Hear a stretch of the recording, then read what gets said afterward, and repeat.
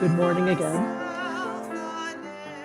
I've spent a lot of time in emergency rooms. Luckily, I usually haven't been there as a patient. For many years, I volunteered as a lay chaplain in the ER at St. Mary's. Later, when I became a staff chaplain at Reno, the ER was one of my assigned units. Reading today's gospel brought back the busiest times in those departments. Shifts when the waiting rooms were crammed full of sick, unhappy people, while even sicker ones arrived by ambulance, when gurneys holding moaning patients lined the hallways because all the rooms were full. No one in this picture is in a good mood. Medical staff are seeing patients as fast as they can, triaging who needs care most urgently, only to find their calculations upset by yet another ambulance arrival. The last time they ate was that muffin at breakfast 10 hours ago. It seems nearly that long since they've had time to pee, and their feet hurt, and they keep getting yelled at by patients who are tired of waiting. And yes, they wish they could treat everybody more quickly, but they just can't, okay? They're only human, and lab results take time. And no, your nurse can't give you painkillers without a doctor's order. And oops, there's another ambulance. Patients, meanwhile, hurt. They're scared. They're in no mood to hear that the teenager next to them in the waiting room, who arrived 2 hours after they did, but got taken back to a room first, is actually in worse shape than they are. The scenes I've described took place in 21st century hospitals. Now transplant all that pain and exhaustion into a first century context without air conditioning or padded gurneys, where patients are lying on mats on the ground in the middle of the marketplace with crowds jostling around them.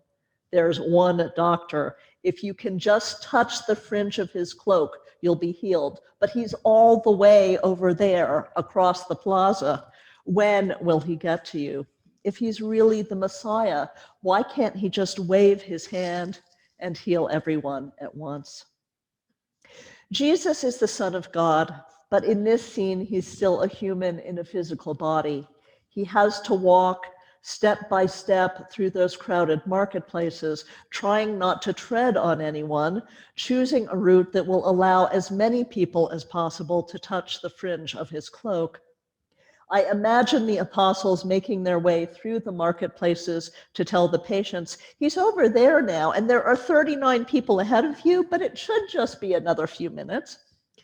They're tired and hungry, and it's hot, and there are flies. Some of the people who've come here for healing don't smell very good. Others yell at them. And oops, another 3 mats just arrived. Everyone in this passage needs healing, whether from illness or from burnout and compassion fatigue. The story brings into stark focus the issue of how to embody God's infinite, benevolent love in a world of limited resources. How do we care for others while also caring for ourselves? Jesus invited the apostles to come to a deserted place all by yourselves and rest for a while. That didn't work out because the crowds followed them. Now what? They can't just turn their backs on all these hurting people, but they're about ready to drop where they stand. The COVID pandemic gives this story an even starker spin. For the past year, desperately sick people have been dying in isolation, their loved ones unable to visit them. Hospital staff, as harried as ever and terrified of becoming ill themselves, sometimes stayed away from home, sleeping in hotels for fear of infecting their families. This ordeal has been a powerful reminder of what we already know, that part of our healing comes from contact with other people. A hug, the touch of a hand, the sound of a voice, all of these are powerful medicine. Not being able to touch patients except through many layers of PPE was as difficult for hospital staff as for patients. Touching those we care for heals us too. Loneliness is as deadly as overcrowding. Everyone needs healing. We've all felt it, that blessed moment when the pain stops, when the blocked path clears, when we bask in the calm assurance that all's well. But while we know that the God we love and follow is our source of wholeness, he never seems to wave his hand and restore everyone at once. Life would be so much easier if he did. Being healed is wonderful. Waiting to be healed is agonizing. It's a cliche that God's time isn't ours, but it's human and understandable for us to cry with the psalmist, "How long, O Lord, will you forget me forever?" While we wait, the best thing we can do is to keep praying, keep talking to God, keep that dialogue open. Last year, I took an online workshop about how to write a psalm of lamentation. This is a powerful tool for processing grief and anger, and I offer it to you now. There are 5 parts of a lamentation. The first is the introductory cry, naming God as the person to whom the psalm is addressed. The second, the lament itself, articulates the problem and asks God for help. The third section is a confession of trust that we believe God can and will soothe our pain in his own time. The fourth section is a prayer for deliverance. And the fifth and last offers praise and thanksgiving for God's many blessings, even in the midst of suffering. A psalm of lamentation in the time of COVID might sound something like this. The cry, "O Lord, Almighty Creator, you who breathed life into our lungs." The lament, "We come before you in grief and pain. Too many have died, too many still fall ill, and those who care for them could sleep for 100 years and not be refreshed. Families have been torn apart, have lost loved ones to whom they could not say goodbye. Many spared death have suffered piercing loneliness, separated far too long from those dearest to them. We are exhausted and aching, depleted and destitute, hollowed out by our own weeping."